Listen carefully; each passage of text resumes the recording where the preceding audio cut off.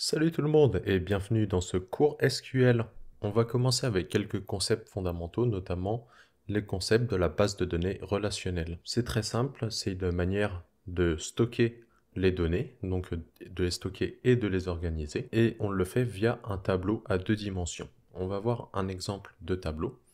En gros, vous avez une base de données qui est donc sur un serveur. Cette base de données, elle contient différentes tables, et les tables, c'est tout simplement des tableaux. La table, elle est composée de colonnes, ou aussi champs, et de lignes, ou enregistrements. Donc ça, un enregistrement.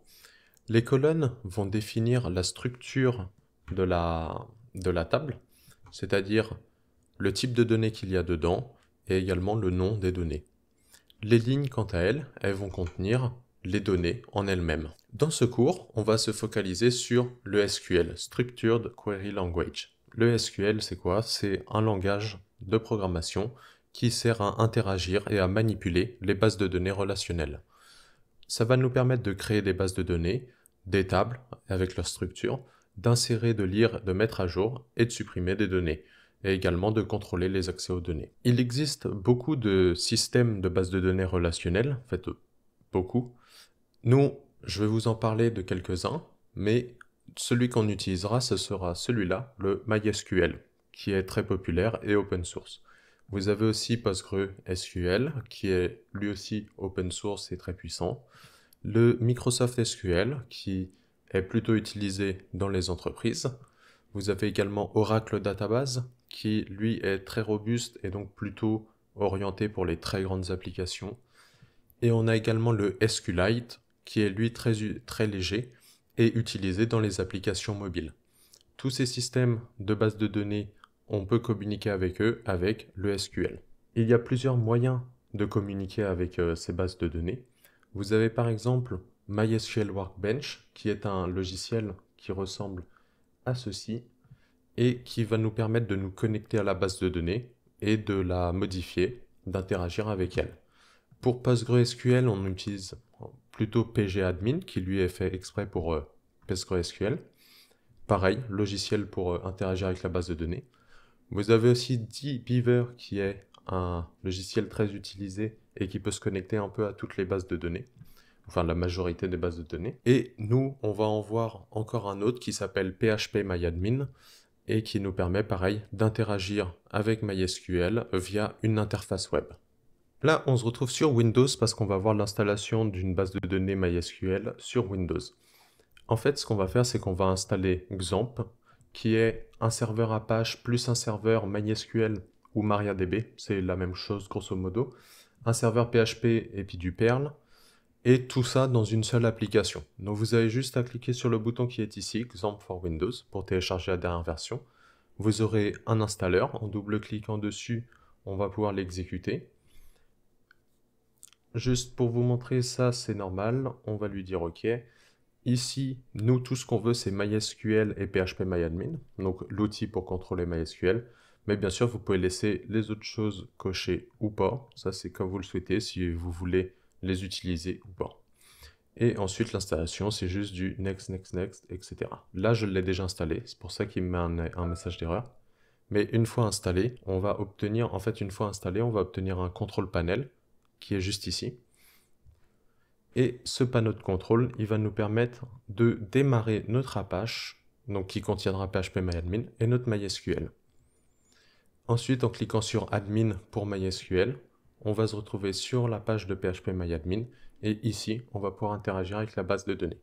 Avant d'interagir avec la base de données, on va voir l'installation sur un Linux. Pour ça, j'ai un Ubuntu, et je vais vous montrer comment donc installer MySQL sur un Linux. Alors sur Linux, pour installer juste le serveur, ça va être extrêmement simple. En fait, on va faire un sudo apt-get install mysql-server. Et cette commande va suffire à installer notre serveur. Donc là, je l'ai déjà installé, et puis ça, c'est pas très grave, les messages d'erreur, en fait, j'ai déjà fait l'installation. Une fois que le serveur est installé, on va pouvoir faire un sudo service mysql status pour vérifier que le serveur est bien en train de tourner. Et là, on peut voir qu'il est actif, qu'il est en train de tourner. Alors, Donc là, on a un serveur MySQL sur Linux. Pour s'y connecter, il nous suffit de faire MySQL -u, on précise l'utilisateur. Pour l'instant, on va utiliser l'utilisateur root. Juste, il faudra être en root pour pouvoir l'utiliser, donc on va préciser le sudo. Et là, quand vous voyez ça, le prompt MySQL, ça veut dire qu'on est donc connecté à notre serveur. Et ici, on peut écrire notre SQL pour interagir avec la base de données. Alors, je ne vais pas vous montrer sur ce système directement. Nous, on va l'utiliser. Hop, je vais l'utiliser juste ici. En fait, j'ai MariaDB, qui est comme MySQL, hein, pas de souci. Mais voilà, l'idée, c'est exactement la même chose. J'ai un Linux ici aussi, basé sur Debian, tout comme Ubuntu. Donc, ça sera exactement la même chose. De toute façon, nous, ce qui nous intéresse, c'est vraiment le SQL. On va tout faire en ligne de commande et ne pas utiliser une interface, tout simplement pour se focaliser sur le SQL, donc c'est-à-dire ce qui nous intéresse dans ce cours. Et on va commencer tout de suite à apprendre notre SQL. La première chose qu'on va apprendre, je vous ai dit sur un serveur, on peut avoir plusieurs bases de données. Donc première chose qu'on va apprendre, c'est les actions en rapport avec les bases de données elles-mêmes. Donc première commande qu'on va voir, c'est un show databases qui va juste nous afficher la liste des bases de données disponibles. Là par exemple, j'ai ces 4 bases de données qui sont 4 bases de données par défaut qui appartiennent à MariaDB et qui sont utilisées pour faire fonctionner la base de données. Donc ces 4-là, il ne faut pas y toucher.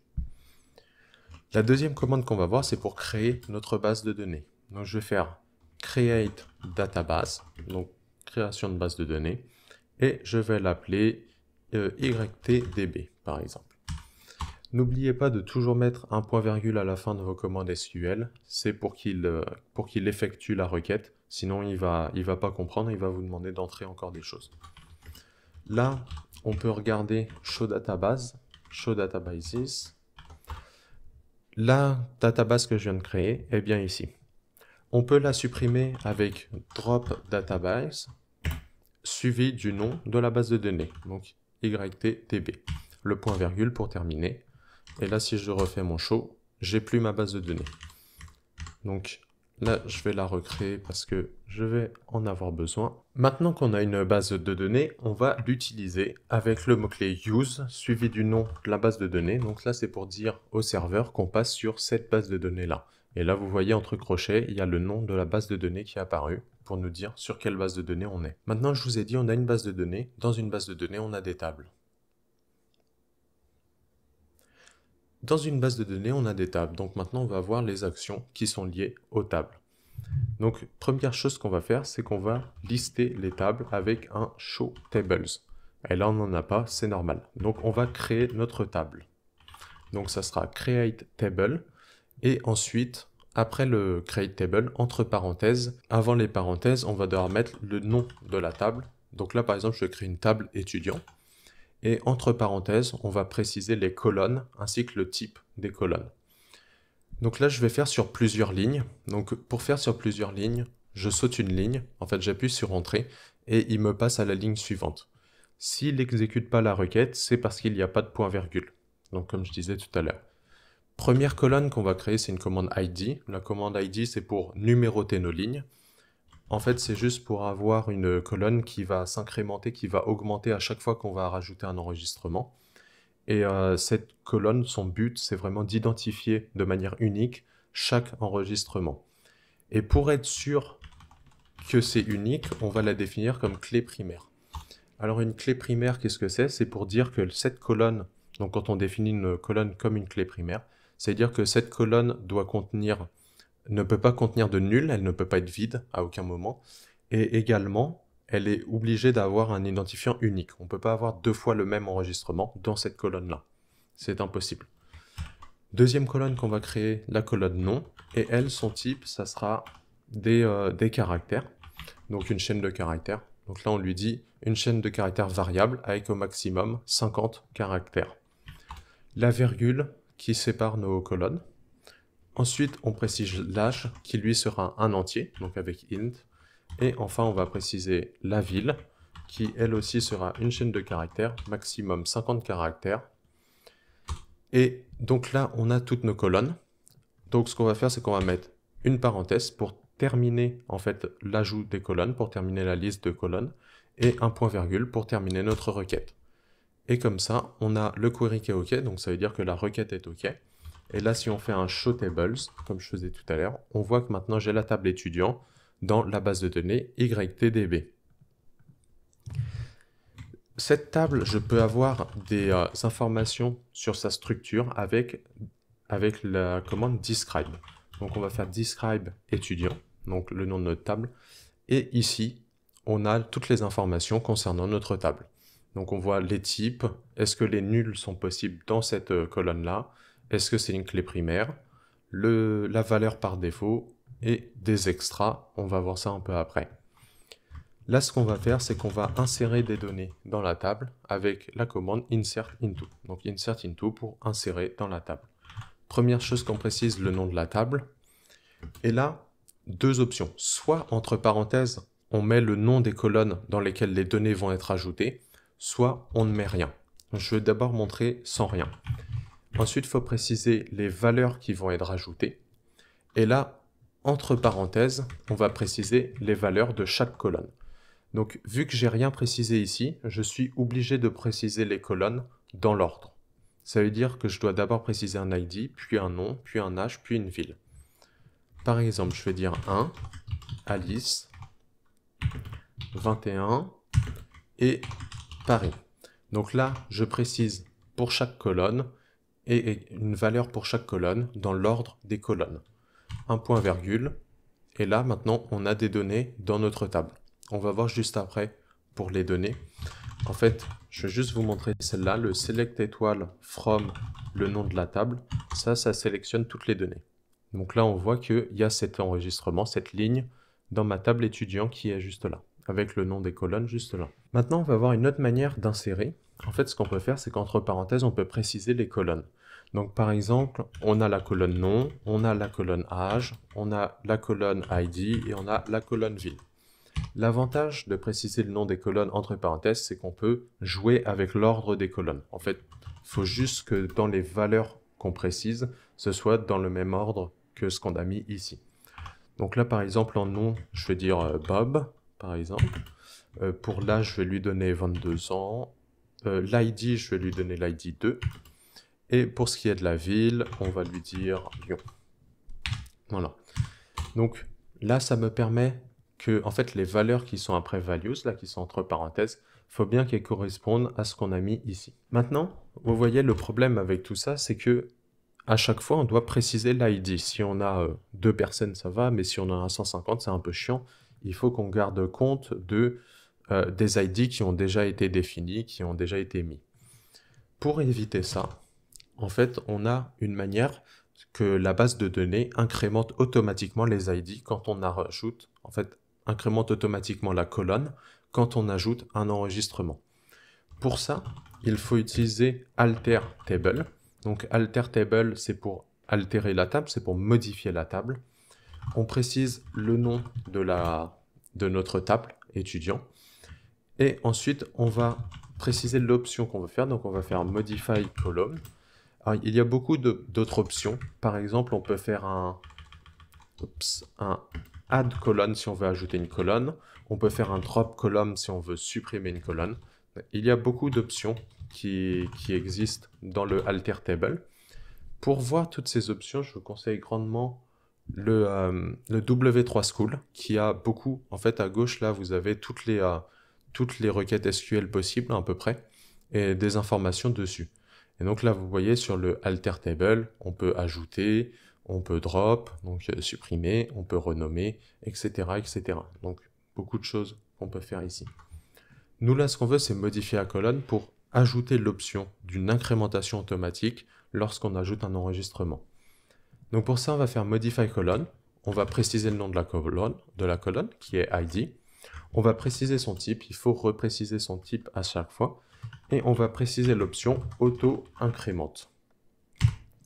Donc là, ce qu'il va faire, c'est qu'il va modifier la colonne ID, garder le type int, mais ajouter l'option auto-incrémente.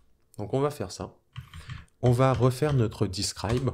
Et là, quand on fait notre describe, vous voyez sur ID, dans les extras, on a l'auto-incrémente. L'auto-incrémente, on aurait pu le préciser à la création de la table. C'est-à-dire tout à l'heure, quand on a créé la table, c'était par là. Quand on a créé la table ici, on aurait pu ajouter l'auto-incrémente sur cette ligne-là, juste après clé primaire. Comme ça, il aurait eu l'option dès le départ. Là, ça incrémente automatiquement, ce qui veut dire que maintenant, quand on insère des données, on va d'abord voir insérer sans rien entre parenthèses, donc sans préciser les colonnes. Quand on insère des données sans préciser les colonnes, il va toujours falloir lui donner toutes les colonnes. C'est-à-dire là, il attend qu'on lui donne toutes les colonnes. Je vais vous montrer par exemple si je lui donne un nom, disons Charlie, et ensuite je lui dis 20 ans et ville Marseille par exemple. En faisant ça, il va me dire le nombre de colonnes ne matche pas. Parce que comme vous pouvez le voir, on a 4 colonnes, donc il faut qu'on précise les 4 colonnes. Donc ce qu'on peut faire pour ajouter, malgré sans connaître l'ID et en précisant toutes les colonnes, c'est ajouter tout simplement un nul. En fait, en ajoutant nul, vous voyez là, le nul, on sait qu'il est, il est interdit. Mais vu qu'il y a l'auto-incrémente, il va augmenter, il va prendre la valeur précédente, l'augmenter de 1, et donc notre nul, il va passer. Donc en faisant ça, il nous a ajouté une ligne, et même si on a mis le nul dans ID. Bien sûr, s'il n'y avait pas eu cette option-là, le nul là, il n'aurait pas été possible, ça aurait bloqué. Là, si on regarde, il a bien ajouté Charlie, il a incrémenté automatiquement l'ID. On va voir une autre manière d'ajouter dans étudiant sans préciser du tout l'ID. Donc en faisant comme ça, je vais changer, là je vais l'appeler Toto, je vais lui dire 22 et je vais le mettre à Paris aussi celui-là. C'est-à-dire que là, dans étudiant, on aurait pu préciser seulement les colonnes qu'on veut ajouter. Donc là par exemple, les colonnes qu'on veut ajouter, ça va être nom, âge et ville. Donc en faisant ça, on a ajouté exactement pareil et il a fait l'insertion comme ça. Maintenant imaginons de la même manière, on sait que si on reprend notre describe, on sait qu'ici, sur la colonne nom, on peut mettre des nuls, sur la colonne âge, on peut mettre des nuls, et sur la colonne ville, on peut mettre des nuls. Ce qui veut dire que si on fait un ajout, disons sans la ville, donc juste pour ajouter âge et nom, et qu'on l'appelle tutu et qu'on dit 42 ans et qu'on ne lui met pas de ville, ça va aussi fonctionner. Juste, l'incrémentation s'est faite, on a ajouté le nom, l'âge, et ça reste nul pour la ville. On va voir une chose en plus, c'est comment supprimer une table, et pour ça c'est très simple, on fait un drop table suivi du nom de la table. Et ça va supprimer tout simplement la table. Là, si on fait un show tables, on n'a plus aucune table, on a tout supprimé d'un seul coup. C'est tout pour cette vidéo, j'espère que ça vous aura plu, que vous aurez appris quelque chose. N'hésitez pas à liker, partager et n'hésitez pas à poster un commentaire si vous avez des questions ou des recommandations. En tout cas, merci à vous et à la prochaine.